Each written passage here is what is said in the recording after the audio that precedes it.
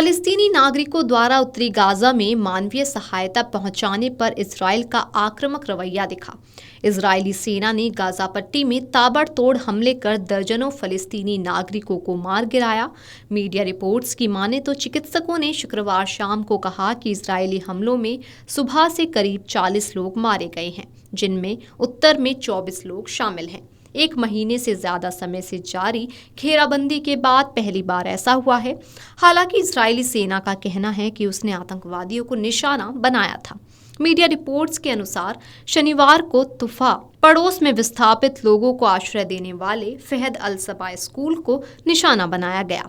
हमलों में करीब 6 फलस्तीन नागरिक मारे गए। मृतकों में 2 स्थानीय पत्रकार, एक गर्भवती महिला और एक बच्चा शामिल है। इसके अलावा गाजा शहर के शुजाया इलाके में इजरायली बमबारी में 5 और लोगों की मौत हो गई। वहीं इजरायली स्नाइपर ने जिटौन पड़ोस में गोलीबारी की, जिसमें एक व्यक्ति की मौत हो गई।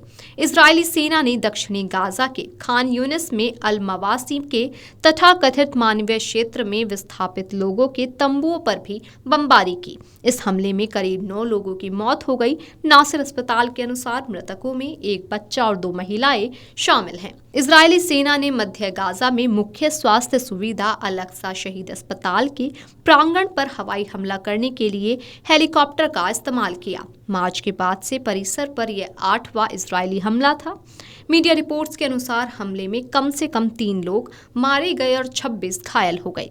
7 अक्टूबर से इजरायल पर हमास के हमले से शुरू हुए युद्ध का शनिवार को 400वां दिन था। इस दिन गाजा स्वास्थ्य मंत्रालय ने घोषणा की कि संघर्ष में करीब 43,552 फलस्तीनी मारे गए हैं और 1,02,765 घायल हुए हैं। स्वास्थ्य मंत्रालय ने कहा कि मृतकों की वास्तविक संख्या अधिक हो सकती है। एक अनुमान के मुताबिक गाजा पट्टी में नष्ट हुई इमारतों के मलबे में 10,000 शव दबे हुए हैं। वहीं संयुक्त राष्ट्र मानवाधिकार कार्यालय ने गाजा में लगभग 70% बच्चियों और महिलाओं के मारे जाने पर निंदा की है। मृतकों में 1000 से अधिक स्वास्थ्य कर्मचारी और कम से कम 12,700 छात्र शामिल हैं। गाजा पर लगभग 66,000 टन विस्फोटक गिराए गए हैं, जिससे अधिकांश बुनियादी ढांचा नष्ट हो गया है। इसके चलते करीब 20 लाख लोग या लगभग 90% आबादी विस्थापित हो गई है। फ्रांस के राष्ट्रपति से बातचीत में नेतन्याहू ने साफ किया था कि वे एक तरफा सीजफायर के खिलाफ हैं।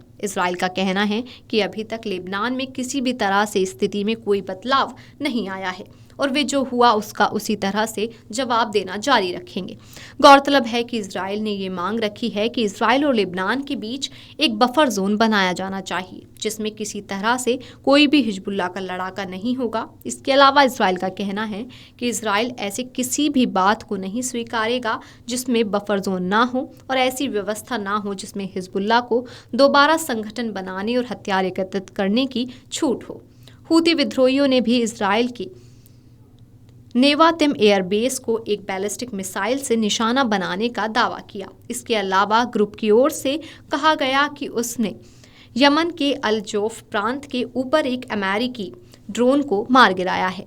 हूती सैन्य प्रवक्ता ने अल मसीरा टीवी पर प्रसारित एक बयान में कहा कि गाजा पट्टी में हमास और लेबनान में हिजबुल्लाह के समर्थन में हमने नेवाटिम एयरबेस की ओर से एक हाइपरसोनिक बैलिस्टिक मिसाइल दागी। मिसाइल अपने लक्ष्य तक पहुंच गई है। अल मसीरा टीवी का संचालन हूती ग्रुप करता है। साथ ही सरिया ने कहा कि हमारे हवाई सुरक्षा बलों ने एक अमेरिकी ड्रोन को मार गिराने में कामयाबी हासिल की, जो आज शुक्रवार तड़के अल जौफ प्रांत के हवाई क्षेत्र में शत्रुतापूर्ण मिशन को अंजाम दे रहा था। Video desk amarujala.com। अगर आप ये वीडियो YouTube पर देख रहे हैं तो हमारे चैनल को सब्सक्राइब कर बेल आइकन दबाएं और Facebook पर देख रहे हैं तो हमारे पेज को लाइक करें।